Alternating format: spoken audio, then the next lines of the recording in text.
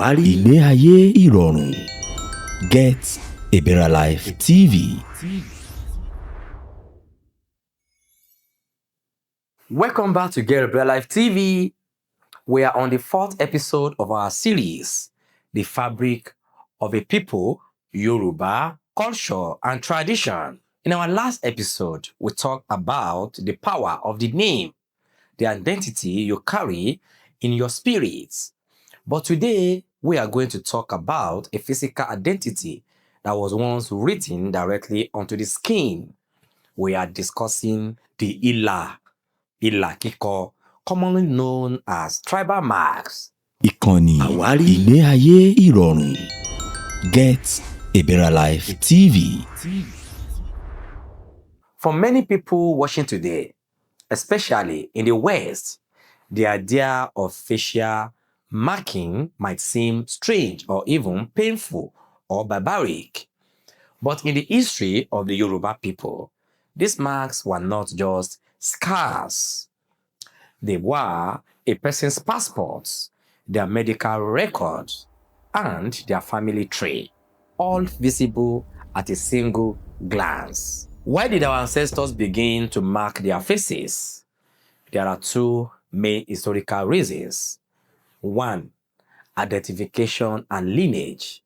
In the era of intertribal wars and the tragic Transatlantic Slave Trade, the Ila were used to identify which family or kingdom a person belonged to.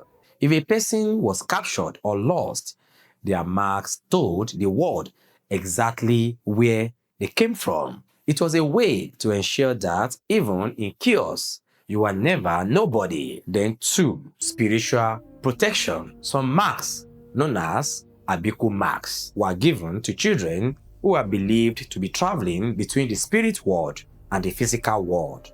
These marks were a plea to the spirit to let the child stay on earth. The beauty of the Ila is in its variety. Different Yoruba kingdoms had different signatures. When we talk about Pele, these are three short vertical lines on each cheek. Then there is Abaja. This can be 3 or 4 horizontal lines. Then Gombo. These are complex curved lines that start at the head and sweep down to the shin. The evidence of this craftsmanship is still visible on the faces of our elders today. It shows a deep understanding of geometry and skin healing.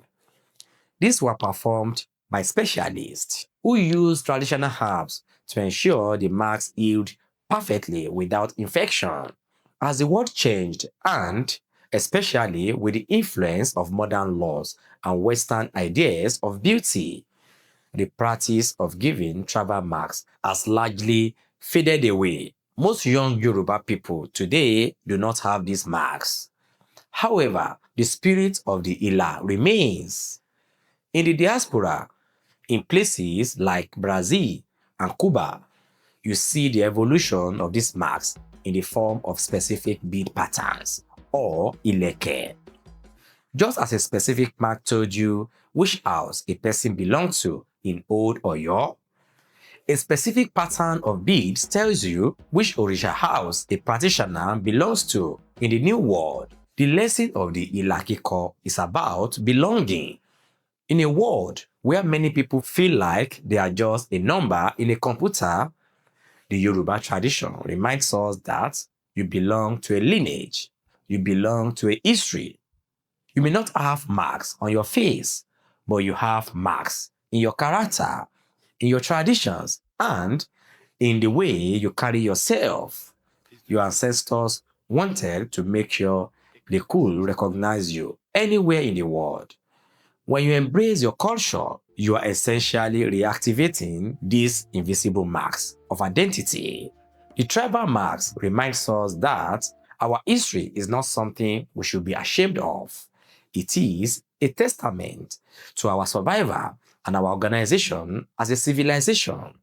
We knew who we were, and we made sure the world knew it too. In our next episode, we are going to look at how that identity is expressed through action. We will discuss the art of respect, specifically the significance of Idobale and Ikunle. Why do we prostrate? What is the science behind it? Thank you for watching Get a Better Life TV today. Wear your history with pride because your roots are deep. I will see you in the next video. Bye for now.